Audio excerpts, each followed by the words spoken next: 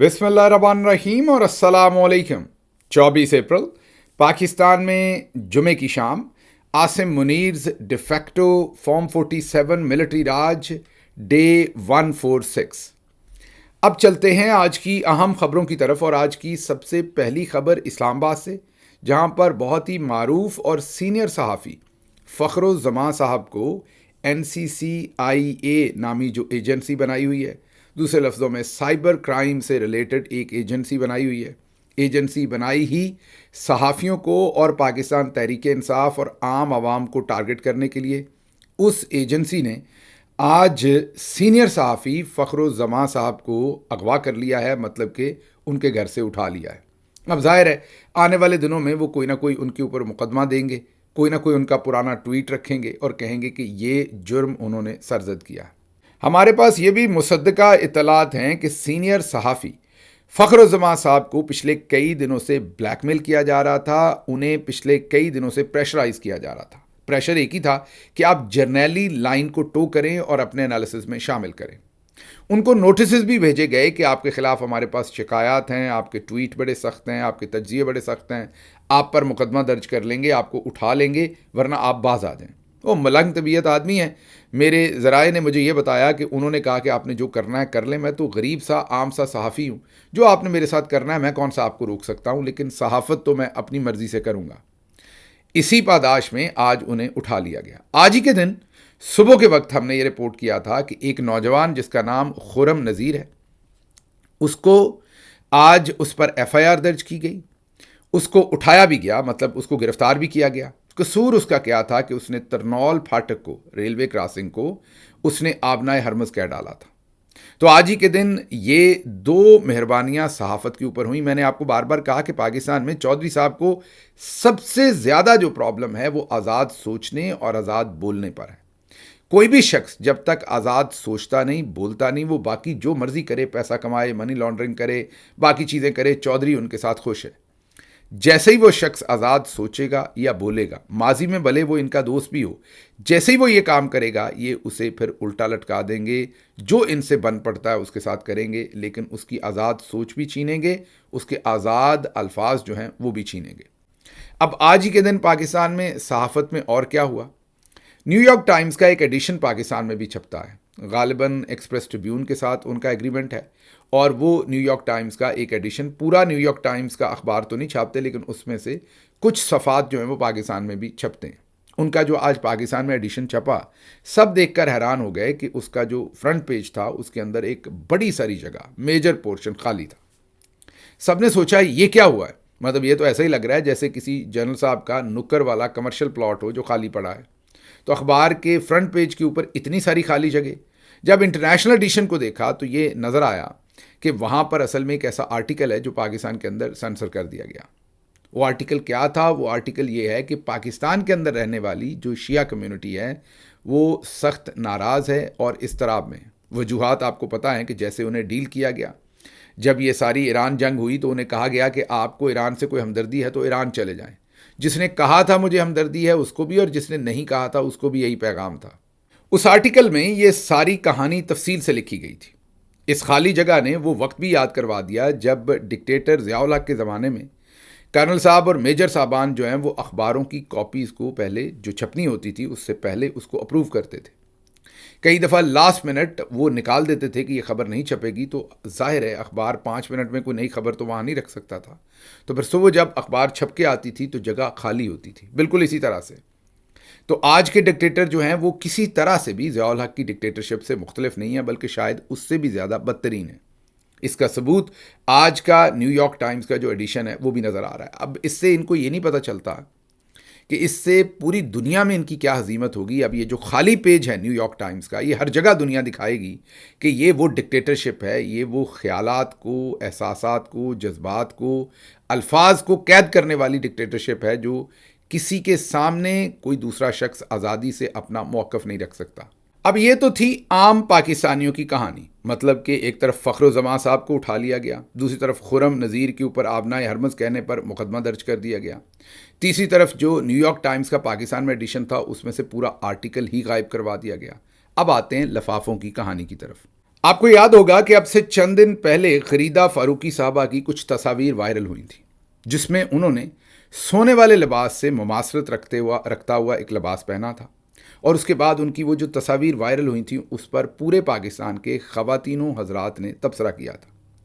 اب یہ تبصرہ جینڈر بیس نہیں تھا، یہ تبصرہ وہ جو منظرنامہ بن رہا تھا اس کی بیس پر تھا۔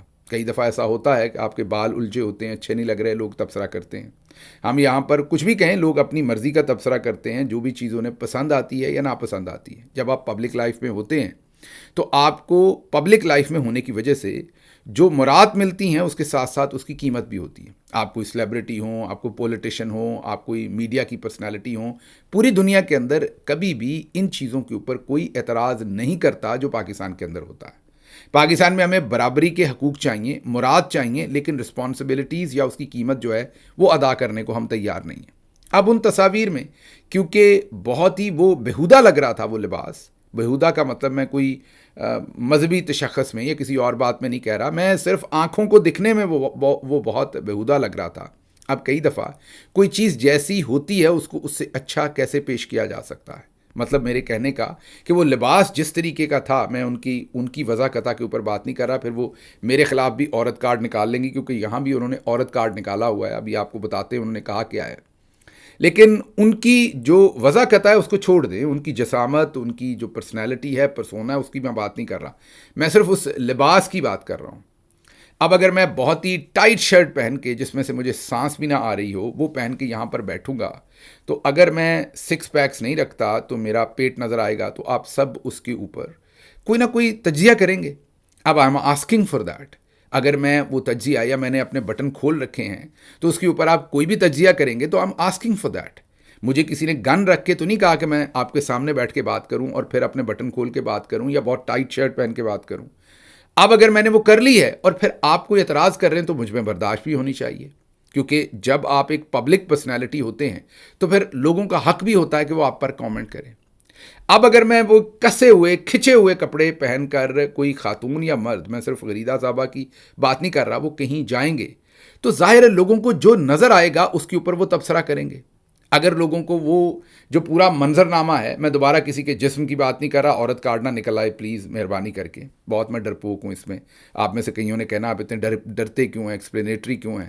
وہ اس لیے کہ ہماری قوم ہی پوری ایسی ہے کہ ان کو جو بتایا جائے اس طرف لگ جاتے ہیں۔ تو بہرحال اس عورت کارڈ سے بچتے ہوئے، اگر وہ منظرنامہ بہت دلکش ہوگا تو لوگ اسے دلکش کہیں گے، اگر وہ بہت بےہودہ ہوگا تو لوگ اسے بےہودہ کہیں گے، اگر وہ جاذب نظر نہیں ہوگا تو لوگ اسے وہ کہیں گے، اگر کوئی ایسی چیز ہو کہ دنیا دیکھ کے وہ کہے کہ واہ کیا بات ہے تو لوگ کہیں گے واہ کیا بات ہے، اگر لوگ کہنا چاہیں گے کہ تو لوگ وہی کہیں گے، ظاہر ہے۔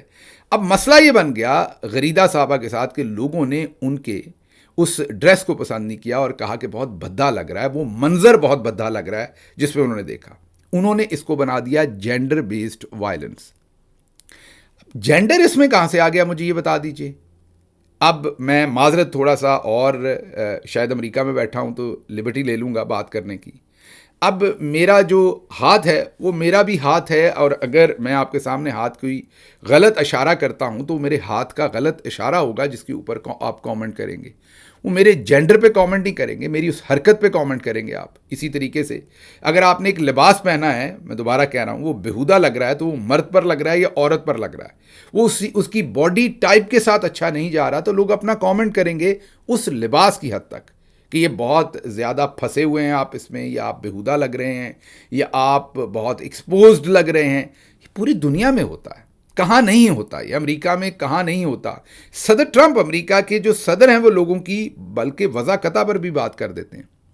یہاں پر تو آپ کے لباس پر بات تھی، لیکن انہوں نے اس کو جینڈر بیسڈ وائلنس بنا دیا۔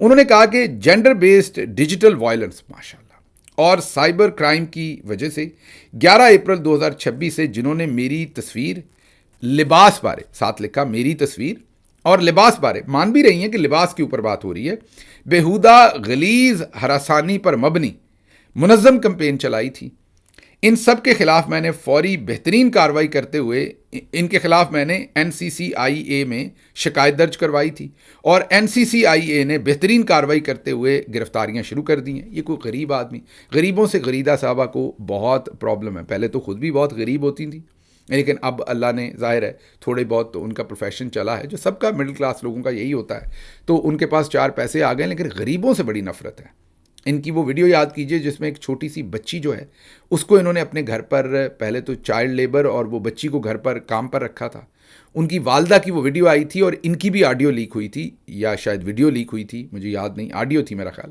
جس میں ان کی والدہ کہہ رہی تھی کہ میری بچی واپس کر دیں، ہم نے آپ کے گھر کام نہیں کروانا۔ تو انہوں نے اس بچی کو یرغمال بنا کے رکھا تھا، اغوا کر کے رکھا تھا اور اس پر تشدد کرتی تھیں، یہ الزام تھا، ان پر ایف آئی آر بھی درج ہوئی تھی، پھر میرا خیال کوئی لے دے کے یا پتہ نہیں کس طریقے سے وہ معاملہ ختم ہو گیا تھا۔ اس معاملے میں ان کی اخلاقی جو مینٹل سٹیٹ ہے اس کو آپ سمجھ سکتے ہیں کہ ایک انڈر ایج بچی، اس کے اوپر سے وائلنس، اوپر سے یرغمال بنانا، ماں باپ کو بچی واپس نہ کرنا، جیسے وہ بھٹوں کے اوپر نہیں لوگوں کو غلام بنا کے رکھتے زنجیریں ڈال کے، یہ اسی طرح کا کام انہوں نے کیا تھا۔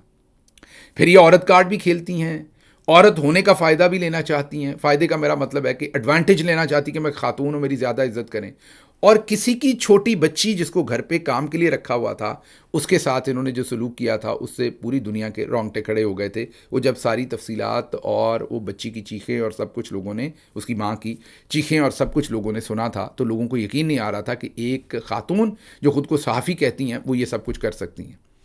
آج اب یہ ایک اور غریب ان کے ہتھے چڑھ گیا، وہ کہتی ہیں کہ جس کی تفصیل تصویر میں لگائی جا رہی ہے وہ، اور جو غلیظ ویڈیو اس نے بنائی، ایک مجرم چنیوٹ سے پکڑ لیا گیا ہے، باقی بھی اگلے چند گھنٹوں میں انشاءاللہ گرفتار کر لیں گے۔ این سی سی آئی اے کے پاس ثبوت ہیں اور وہ سب کو اب گرفتار کر لیں گے۔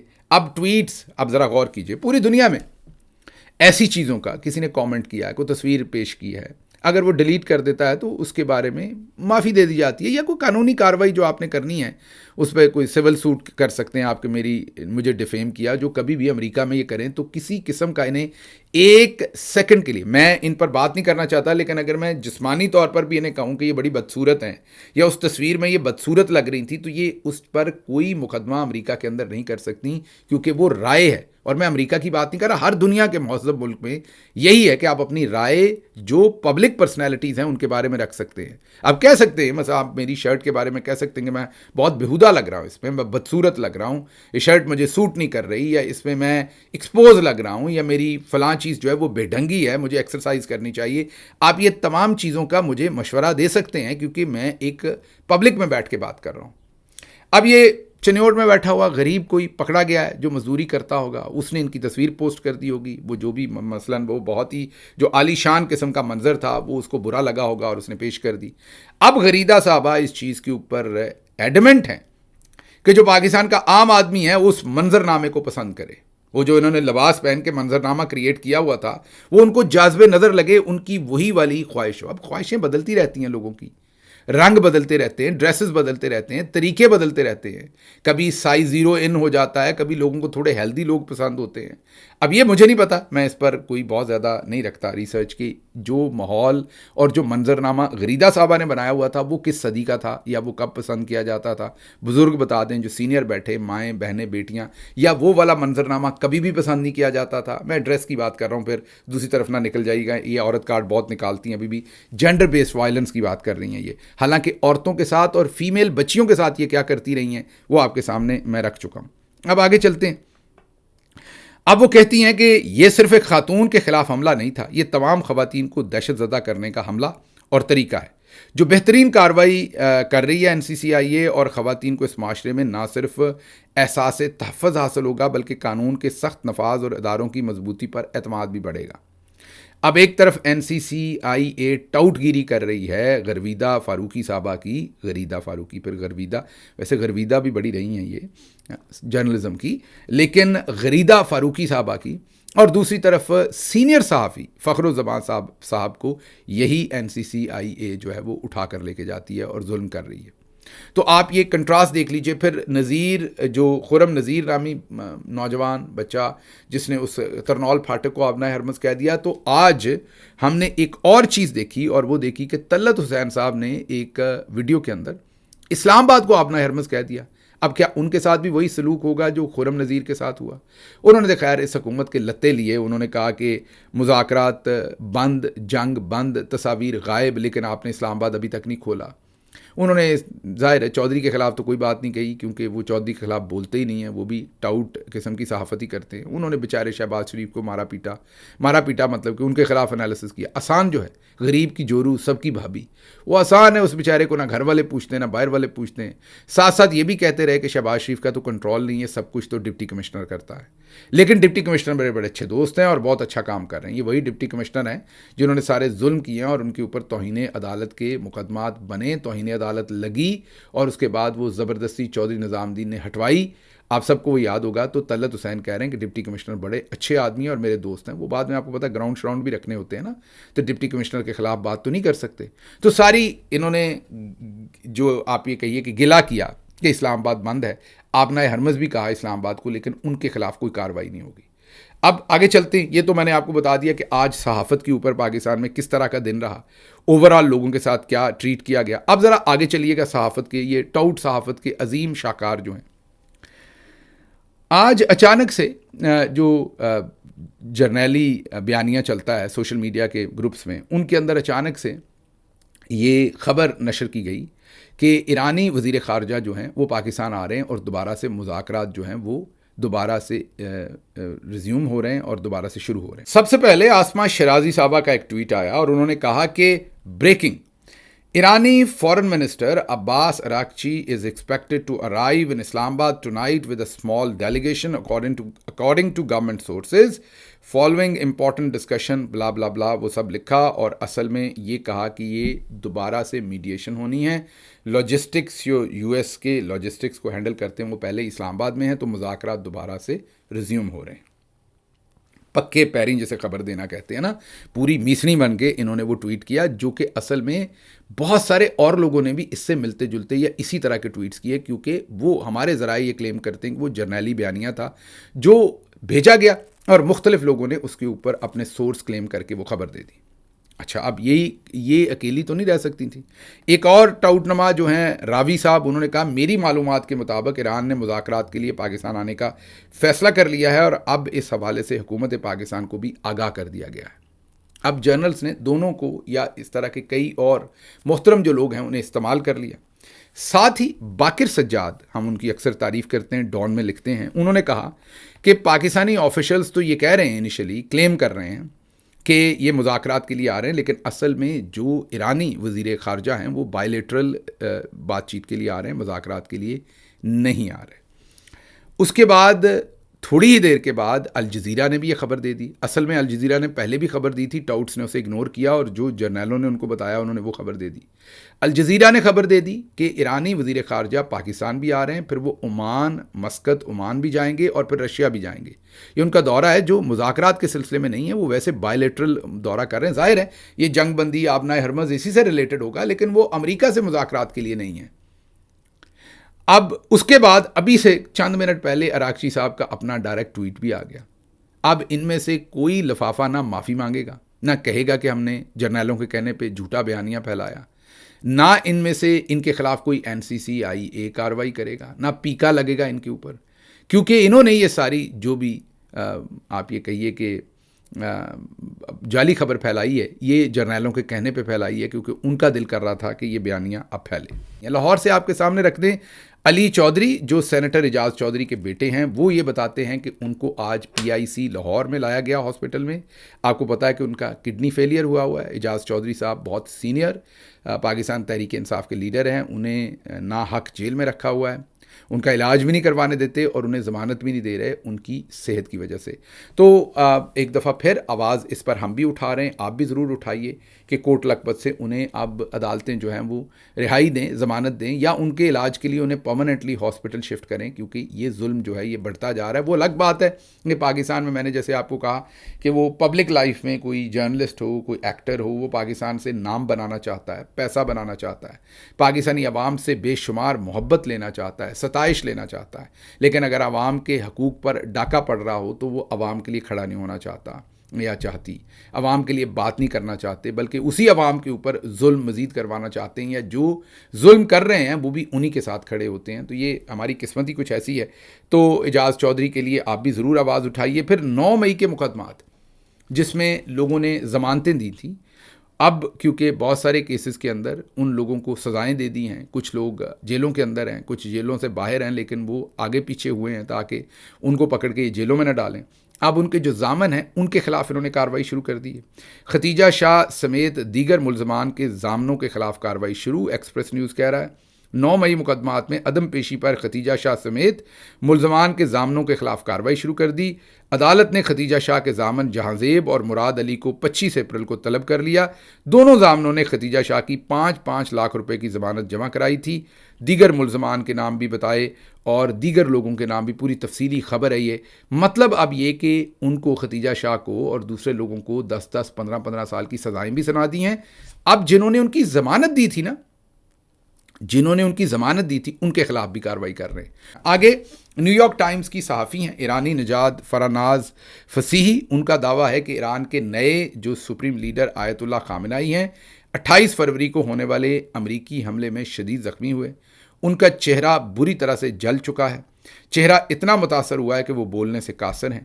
ان کی ٹانگیں کچلی گئی ہیں جن کی 3 سرجریاں ہو چکی ہیں. اب انہیں مصنوعی ٹانگیں لگائی جائیں گی. مشتبہ کی سیکیورٹی بہت سخت ہے. ان کے پاس کوئی الیکٹرانکس کا سامان نہیں کہ کہیں اس کی آڑ میں حملہ نہ ہو جائے. ان کی ملاقاتیں بند ہیں. کہیں اسرائیل ملاقاتیوں کا پیچھا کر کے مشتبہ تک نہ پہنچ جائے. مشتبہ کو پاسداران انقلاب کی مکمل حمایت حاصل ہے، لیکن صحت خرابی کی وجہ سے اس وقت فیصلے جو ہیں وہ پاسداران انقلاب کے اور آرمی کے جو جنرلز ہیں وہ کر رہے ہیں. علی خامنائی کا حکم حرف آخر ہوتا تھا، لیکن اب ایسا نہیں ہے. یہ پورا ایک سمری ہے اس آرٹیکل کی جو نیو یارک ٹائمز کے اندر ایرانی نژاد صحافی فراناز فصیحی نے لکھا. بہت سارے ناقد جو سوشل میڈیا پر کہہ رہے ہیں کہ یہ جھوٹی خبر ہے، اس میں کوئی سچائی نہیں ہے، اور یہ خبر اس لیے ہے کہ تاکہ مجتبیٰ خامنائی جو ہیں وہ اپنی اپیرنس دیں کہ میں بالکل ٹھیک ہوں. جب وہ اپنی اپیرنس دیں گے تو پھر ان کو ٹارگٹ کیا جا سکے گا. یہ سوشل میڈیا کے اوپر تبصرے لکھے جا رہے ہیں لوگوں کی طرف سے اور وہ اس سٹوری کو غلط ثابت کر رہے ہیں. لیکن یہ نیو یارک ٹائمز کے اندر سٹوری چھپی ہے. مجتبیٰ خامنائی صاحب کے بارے میں آپ کے سامنے رکھنا ضروری تھا.